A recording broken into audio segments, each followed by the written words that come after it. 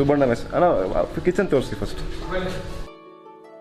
ಒಂದೇ ಮೂರ್ತಿ ಸೂರ್ಯವಂಶ ಮತ್ತು ಚಂದ್ರವಂಶದಲ್ಲಿ ಆರಾಧಿತರಾಗಿ ಶ್ರೀಕೃಷ್ಣನು ಅದೇ ಪರಂಪರೆಯಲ್ಲಿ ಬಂದು ಈ ಚಲುವರಾಯನನ್ನು ಆರಾಧನೆ ಮಾಡುತ್ತಾ ಇರುತ್ತಾರೆ. ಪ್ರಹ್ಲಾದರು ಇಲ್ಲಿ 12 ವರ್ಷ ಕಾಲ ಕೂತ್ಕೊಂಡು ತಪಸ್ಸು ಮಾಡಿ ಯೋಗಾಭ್ಯಾಸ ಉಪದೇಶ ಮಾಡಿರೋ ಜಾಗ.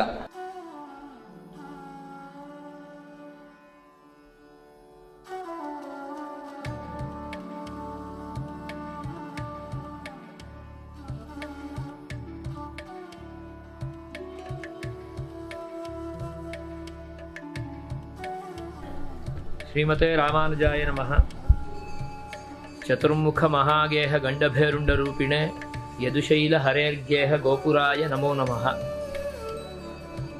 ದಕ್ಷಿಣ ಭಾರತದಲ್ಲಿ ಈ ಮೇಲುಕೋಟೆ ಎಂಬತಕ್ಕಂತಹ ಈ ದಿವ್ಯ ಕ್ಷೇತ್ರ, ಇದಕ್ಕೆ 4 ಯುಗಗಳ ಇತಿಹಾಸವಿದೆ. ಕೃತಯುಗಕ್ಕೂ ಮೊದಲಿನ ಅವಸ್ಥೆಯ ಸಂದರ್ಭದಲ್ಲಿ ಬದರಿನಾರಾಯಣನ ದಿವ್ಯ ಕ್ಷೇತ್ರ, ಮಹಾಲಕ್ಷ್ಮಿಗೆ ಅಷ್ಟಾಕ್ಷರಿ ಉಪದೇಶವಾದಂತಹ ಕ್ಷೇತ್ರ, ದತ್ತಾತ್ರೇಯರಾದಂತಹ ತ್ರಿದಂಡಿ ಸನ್ಯಾಸಿಗಳು ಚತುರ್ವೇದವನ್ನು ಉಪದೇಶ ಮಾಡಿ ವೇದಾದ್ರಿಯಾದಂತಹ ಈ ಕ್ಷೇತ್ರದಲ್ಲಿ ಚತುರ್ಮುಖ ಬ್ರಹ್ಮನು ತಾನೇ ಆರಾಧಿಸಿದಂತಹ ಶ್ರೀಮನ್ನಾರಾಯಣನನ್ನು ತನ್ನ ಮಾನಸಪುತ್ರರಾದಂತಹ ಸನಕ ಸನಂದನ ಸನತ್ಕುಮಾರ ಸನತ್ ಸುಜಾತರಿಗೆ ಕೊಟ್ಟು ಈ ಕ್ಷೇತ್ರದಲ್ಲಿ ತಪಸ್ಸನ್ನು ಮಾಡಲು ಕಳುಹಿಸಿಕೊಡುತ್ತಾನೆ. ಅವರು ಈ ಕ್ಷೇತ್ರದಲ್ಲಿ ತಪಸ್ಸನ್ನು ಮಾಡಿ ಈ ನಾರಾಯಣನ ಮೂರ್ತಿಯನ್ನು ಇಲ್ಲಿಯೇ ಪ್ರತಿಷ್ಠಾಪಿಸಿದರು. ಇದಾದ ನಂತರ ಚತುರ್ಮುಖ ಮಹಾ ಬ್ರಹ್ಮನು ಅಯೋಧ್ಯ ಕ್ಷೇತ್ರದಲ್ಲಿ ಇದ್ದಂತಹ ಶ್ರೀರಾಮಚಂದ್ರನಿಗೆ ತನ್ನ ಉತ್ಸವ ಮೂರ್ತಿಯನ್ನು ನೀಡುತ್ತಾನೆ. ಆ ಉತ್ಸವ ಮೂರ್ತಿ ಸೂರ್ಯವಂಶದಲ್ಲಿ ಆರಾಧಿತವಾಗಿ ಕುಶ ಮಹಾರಾಜನ ಪುತ್ರಿಯೊಂದಿಗೆ ಯದುವಂಶಕ್ಕೆ ಅಂದರೆ ದ್ವಾರಕೆಗೆ ಯದುರಾಜನಿಗೆ ವಿವಾಹ ಮಾಡುವಾಗ ಈ ಮೂರ್ತಿ ಅಲ್ಲಿಗೆ ಹೋಗಿ ಸೇರುತ್ತಾರೆ. ಒಂದೇ ಮೂರ್ತಿ ಸೂರ್ಯವಂಶ ಮತ್ತು ಚಂದ್ರವಂಶದಲ್ಲಿ ಆರಾಧಿತರಾಗಿ ಶ್ರೀಕೃಷ್ಣನು ಅದೇ ಪರಂಪರೆಯಲ್ಲಿ ಬಂದು ಈ ಚಲುವರಾಯನನ್ನು ಆರಾಧನೆ ಮಾಡುತ್ತಾ ಇರುತ್ತಾರೆ. ಇಂತಹ ಸಂದರ್ಭದಲ್ಲಿ ಬಲರಾಮನು ಕ್ಷೇತ್ರಾಟನಿಗೆ ಬಂದು ಈ ಕ್ಷೇತ್ರದಲ್ಲಿದ್ದಂತಹ ಚಲುವನಾರಾಯಣ ಸ್ವಾಮಿಯನ್ನು ದರ್ಶನ ಮಾಡಿ ತನ್ನ ತಮ್ಮನಾದ ಕೃಷ್ಣನನ್ನು ಈ ಕ್ಷೇತ್ರಕ್ಕೆ ಕರೆತರುತ್ತಾನೆ. ಆಗ ಚಲುವರಾಯನೊಂದಿಗೆ ಶ್ರೀಕೃಷ್ಣನು ಇಲ್ಲಿಗೆ ಬಂದು ಕಲ್ಯಾಣಿ ತೀರ್ಥದಲ್ಲಿ ಭಗವಂತನಿಗೆ ಅಭಿಷೇಕವನ್ನು ಮಾಡಿ ನಂತರ ಈ ಕ್ಷೇತ್ರಕ್ಕೆ ಬಂದು ನಾರಾಯಣನನ್ನು ದರ್ಶನ ಮಾಡಿ ಈ ಆಶ್ಚರ್ಯಗೊಂಡು ತನ್ನ ಉತ್ಸವ ಮೂರ್ತಿಯೊಂದಿಗೆ ಹಲವು ವರ್ಷಗಳ ಕಾಲ ಇಲ್ಲಿ ಆರಾಧನೆಯನ್ನು ಮಾಡುತ್ತಾನೆ.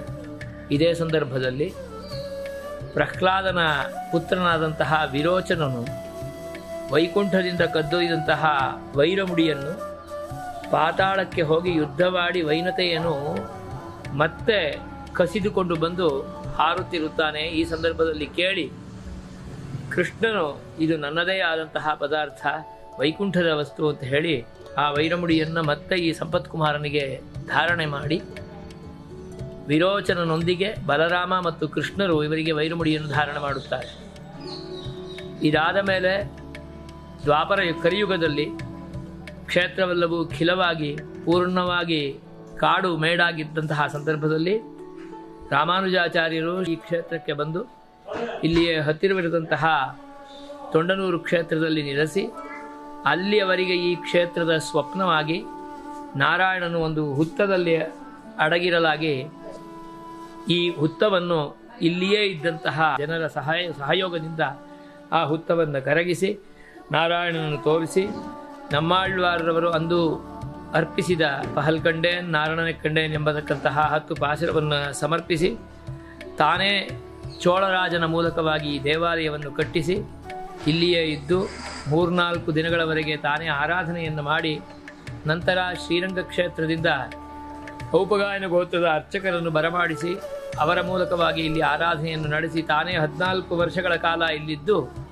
ತಮ್ಮ ಗ್ರಂಥವಾದಂತಹ ಶ್ರೀಭಾಷ್ಯವನ್ನು ಆರಚನೆ ಕಾಂಚೀಪುರ ಶ್ರೀರಂಗ ಕ್ಷೇತ್ರದಲ್ಲಿ ಮಾಡಿ ಆ ಗ್ರಂಥದ ಪ್ರವಚನವನ್ನು ತಾನೇ ಇಲ್ಲಿ ಮಾಡಿ ಈ ಮಂಟಪವನ್ನು ಜ್ಞಾನ ಮಂಟಪವನ್ನಾಗಿಸಿ ನಂತರ ಉತ್ಸವ ಮೂರ್ತಿ ಇಲ್ಲಿ ಕಾಣಲಾಗಿ ಸ್ವಾಮಿ ಮತ್ತೆ ಅವರಿಗೆ ಸ್ವಪ್ನವಾಗಿ ದಿಲ್ಲಿ ಕ್ಷೇತ್ರದವರೆಗೆ ಹೊರಟು ಅಲ್ಲಿ ಇದ್ದಂತಹ ತುರುಷ್ಕ ರಾಜನ ಬಳಿ ಇದ್ದಂತಹ ಆ ಮೂರ್ತಿಯನ್ನು ಕೇಳಿ ಅವನು ಕೊಡದೆ ನಂತರ ಸ್ವಾಮಿ ಅಲ್ಲಿ ಆ ಸಭೆಯಲ್ಲಿಯೇ ಮತ್ತೆ ಪ್ರಾರ್ಥಿಸುತ್ತಾರೆ ಆ ಚಲುವರಾಯನನ್ನು.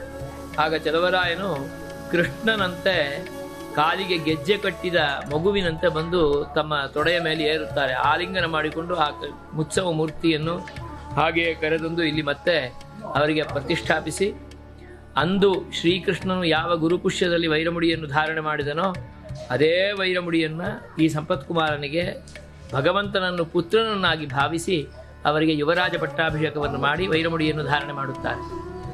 ಇದಾದ ಮೇಲೆ ಆಚಾರ್ಯ ರಾಮಾನುಜರು ಶ್ರೀರಂಗ ಕ್ಷೇತ್ರಕ್ಕೆ ಹೋಗುವ ಒಂದು ಆಸೆಯನ್ನು ತುಮುಲದಲ್ಲಿ ಇರುತ್ತಾರೆ.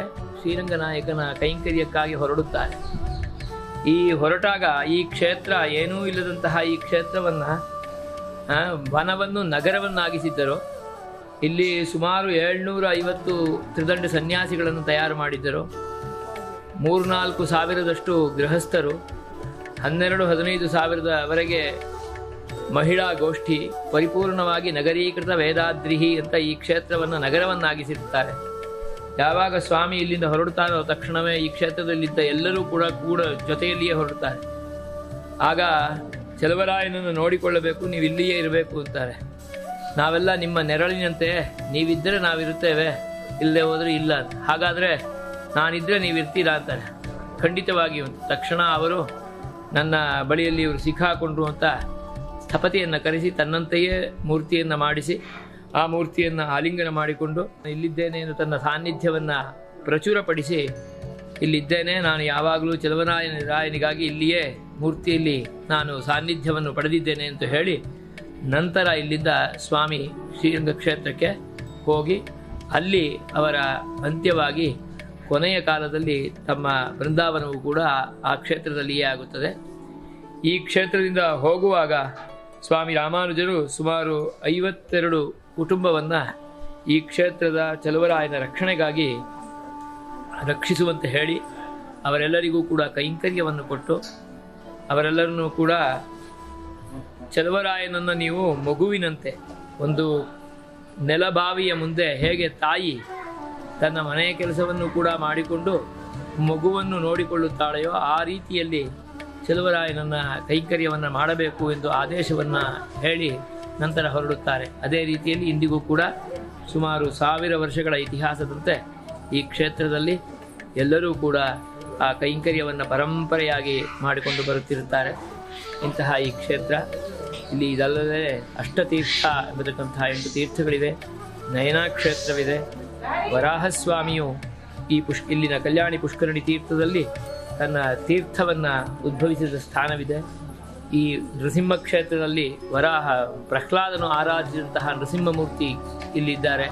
ಇಂತಹ ದಿವ್ಯವಾದ ಈ ಕ್ಷೇತ್ರದಲ್ಲಿ ಇಂದಿಗೂ ಕೂಡ ಪ್ರವಾಸಿಗರು ಮತ್ತು ಯಾತ್ರಾರ್ಥಿಗಳು, ತೀರ್ಥಾಳುಗಳು ಬಂದು ದರ್ಶನ ಪಡೆಯುತ್ತಾರೆ. ಶ್ರೀಮತೆ ರಾಮಾನುಜಾಯ.